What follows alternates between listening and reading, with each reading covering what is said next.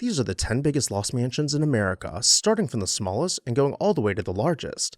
Hi everyone, Ken here. Hit that subscribe button and let's dive into a special episode of This House. This video is brought to you in part by Victorian Society in America. More on them later.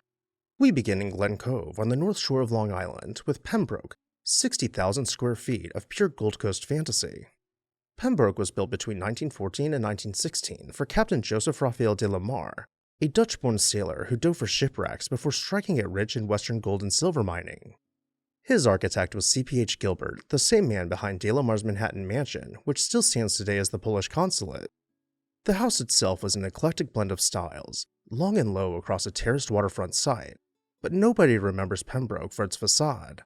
They remember the Winter Garden, a colossal glass-roofed conservatory filled with towering palms, exotic birds, marble sculpture, and splashing water, all of it glowing like a lantern after dark. Elsewhere, the house offered a private theater, a pipe organ, and sunken gardens stepping down toward Long Island Sound.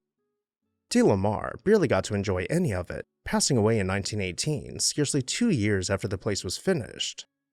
In the 1920s, Pembroke was owned by movie mogul Marcus Loew, whose theater empire controlled MGM, and Hollywood royalty came out to screen pictures where mining money had built the walls. Loew himself passed away at Pembroke in 1927. The estate then limped on for 4 more decades before the house was demolished in 1968. Today, only scattered fragments of the estate survive, and the greatest glass room on the Gold Coast lives on only in photographs. From New York, we head south to Palm Beach, Florida for number 9, El Mirasol, at 60,277 square feet. Yes, that figure is oddly precise, and yes, those extra 277 square feet are exactly what lifted past Pembroke. El Mirasol was built beginning in 1919 for Edward T. Stotesbury, the Philadelphia banking titan, and his wife Eva, the undisputed queen of Palm Beach society. Their architect was Addison Meisner, and this was his first great residential commission on the island. Working in the Mediterranean Revival style, Meisner gave the Stotesburys a rambling composition of stucco walls, red barrel tile roofs, cloistered courtyards, and a tower gazing out over the Atlantic. The name is Spanish for the sunflower. The amenities were pure Palm Beach excess, including a garage for 40 automobiles, an aviary, an orange grove, and a private zoo complete with monkeys. There was even an auditorium wing for entertaining, because Eva's guest list routinely swelled past what any mere living room could hold. El Mirasol did more than house the Stotesburys. It invented the look of Palm Beach, because Meisner's Mediterranean fantasy became the template most estates on the island tried to match. After Eva passed away in 1946, the property was sold and subdivided, and by the end of the 1950s, the house itself was gone. Keep the name Stotesbury in mind, because this list is not finished with that family. But for now, number 8 carries us north to Pride's Crossing, Massachusetts, and to Eagle Rock, the 65,000 square foot summer home of Henry Clay Frick. Frick was the coke and steel baron who ran Carnegie Steel, crushed the Homestead strike, survived an assassination attempt at his own desk, and feuded with Andrew Carnegie for the rest of his life. When he wanted a summer palace, he chose Boston's North Shore, where old money went to cool off in the sea breeze. Completed by 1906 to designs by the Boston firm of Little and Brown, Eagle Rock was a vast Georgian revival pile of brick and stone containing 104 rooms.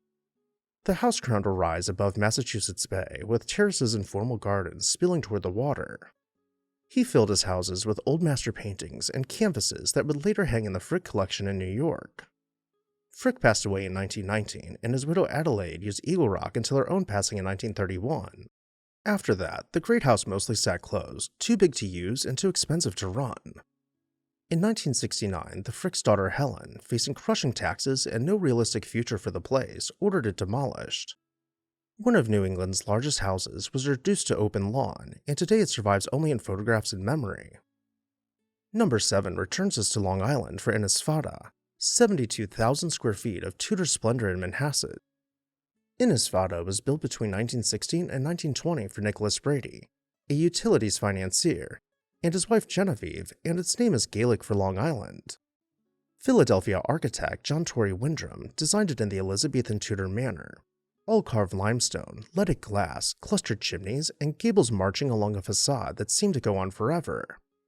The house held 87 rooms, including a soaring great hall and a long gallery in the best English manor tradition. Stone carvers salted the exterior with whimsical grotesque, tiny figures that rewarded anyone who bothered to look up. The Bradys were among the most prominent Catholic laypeople in America, and Genevieve held the papal title of Duchess. In 1936, the couple hosted Cardinal Eugenio Pacelli as their houseguest at Envato, and 3 years later, that houseguest became Pope Pius XII. Nicholas passed in 1930, and in 1937, Genevieve gave the entire estate to the Jesuits, who ran it for decades as the St. Ignatius Retreat House.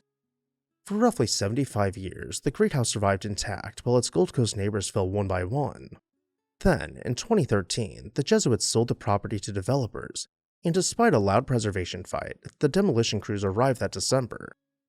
Envato is the freshest wound on this list, proof that the era of losing these houses is not as safely behind us as we would like to believe. At number 6, we stay on Long Island, climbing to Harbor Hill in Roslyn, 80,000 square feet of French chateau crowning one of the highest points on the island. Harbor Hill was built between 1899 and 1902 for Clarence Mackay, whose father John had risen from Irish immigrant poverty to staggering wealth in the silver mines of Nevada's Comstock Lode. The architect was Stanford White, though the client who truly ran the job was Clarence's wife Catherine, who bombarded White with letters and opinions until the house matched her vision. What rose on the hilltop was a stone palace in the manner of a 17th century French chateau, cool, gray, and enormous, set within roughly 650 acres of gardens, woods, and farm buildings. Inside, the showpiece was the Great Stone Hall, where Clarence displayed one of the finest collections of medieval armor on Earth. Harbor Hill threw parties that made national news. In 1924, the Mackays gave a ball for the Prince of Wales, with the trees along the drive wrapped in thousands of tiny blue lights. 3 years later, they hosted a dinner for Charles Lindbergh only weeks after his flight to Paris, which meant the most famous man alive was passing the evening beneath the armor. But the family's telegraph empire crumbled in the Depression, and Clarence passed away in 1938. The emptied house was demolished in 1947, and a housing development swallowed the hilltop. If you know where to look in Roslyn today, a gatehouse and a few estate buildings still whisper that something extraordinary once stood above the harbor. Before we see the 5 biggest lost houses in America, a quick word from the sponsor of today's video, Victorian Society in America. Are you captivated by historic architecture? Want to explore, learn, and dive even deeper into the past? With the Victorian Society in America, you'll have the chance to travel to American cities and tour stunning 19th century buildings, pursue learning through internationally acclaimed summer programs in American cities and abroad, including Chicago, Newport, and London to name a few. Additionally, members will enjoy a free subscription to 19th Century, the semi-annual publication packed with articles on art, architecture, preservation awards, and book reviews. Visit the website below in the video description and become part of the Victorian Society in America today. Thank you, Victorian Society in America, for sponsoring this video. Now back to our tour. Number 5 takes us into the heart of Manhattan for Riverside, the roughly 90,000 square foot chateau of Steel King Charles M. Schwab. Schwab was the small-town Pennsylvania boy who started as a $1-a-day laborer in Andrew Carnegie's steelworks, became the first president of United States Steel, and later built Bethlehem Steel into a colossus. In 1901, he bought an entire city block on Riverside Drive between 73rd and 74th Streets, turning his back on Fifth Avenue because he wanted the Hudson River views. There, by 1906, the French architect Maurice Hébert raised a freestanding French Renaissance chateau, borrowing features from some of the Loire Valley's most famous chateaux. It is widely regarded as the grandest private house ever built in that section of New York City, with a price around $6 million at a time when a comfortable family home cost a few thousand. Inside its 75 rooms were a swimming pool, a gymnasium, a bowling alley, an art gallery, and a mighty pipe organ. And the basement held the mansion's own power plant. Carnegie, whose own mansion sat across town, is said to have joked that Charlie's place made his look like a shack. But Schwab spent as spectacularly as he earned, and bad luck, bad markets, and the Depression eventually wiped him out. He offered Riverside to New York as an official mayor's residence, and Mayor LaGuardia turned it down, reportedly scoffing at the idea of a public servant living in a palace.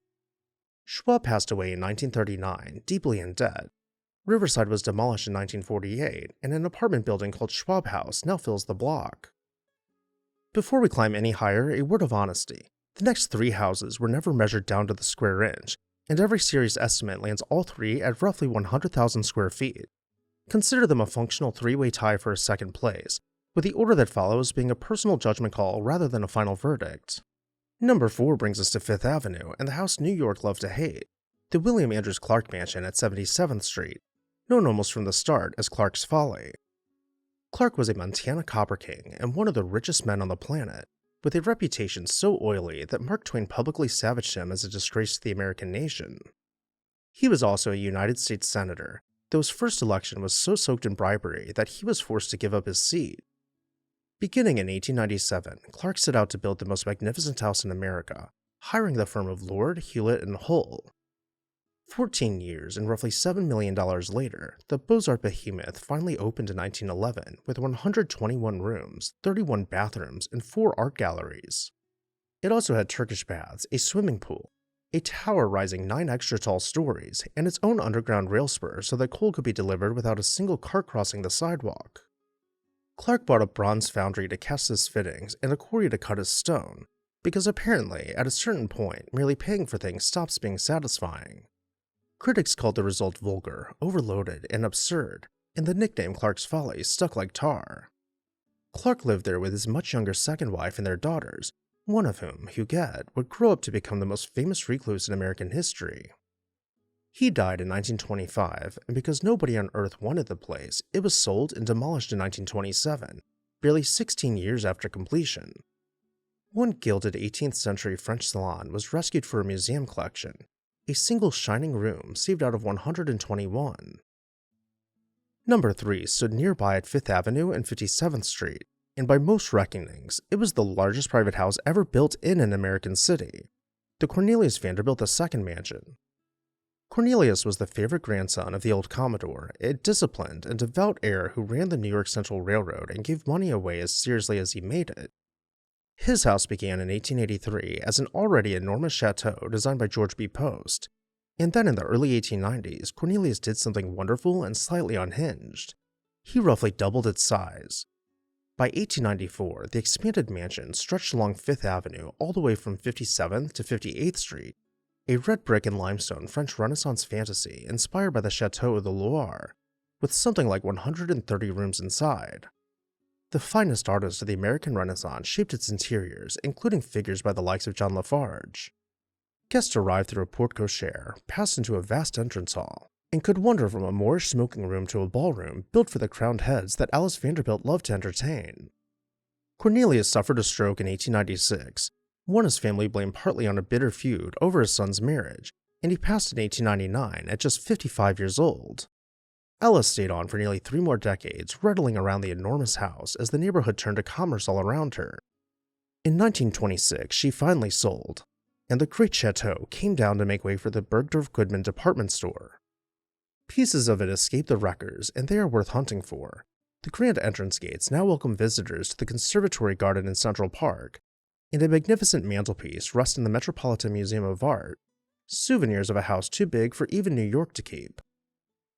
Number 2 carries us to the outskirts of Philadelphia into Whitemarsh Hall, 100,000 square feet of Georgian majesty that admirers call the American Versailles.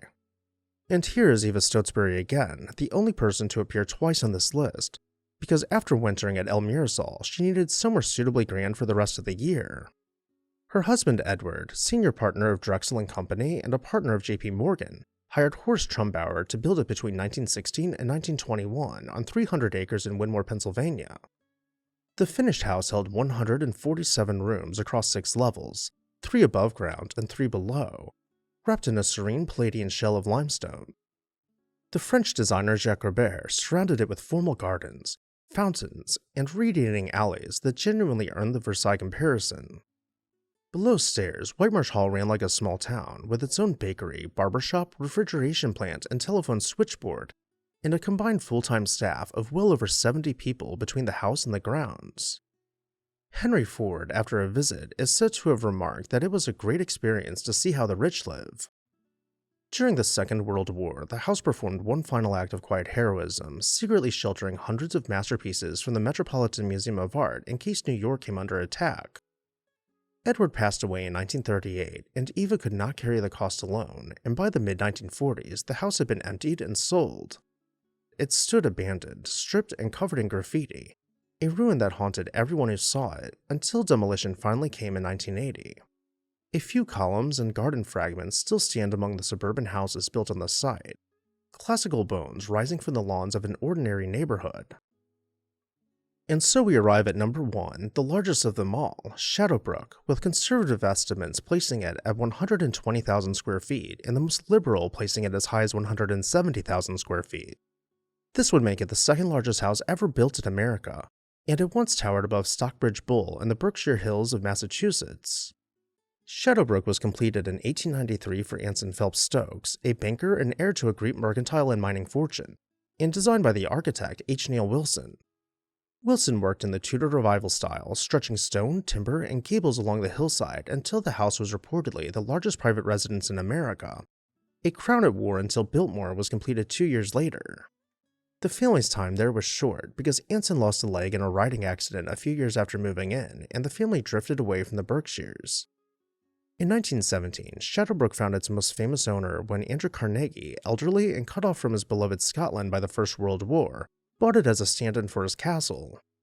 Carnegie spent his final summers fishing on the lake below, and in August of 1919, the richest steelman in history passed at Shadowbrook.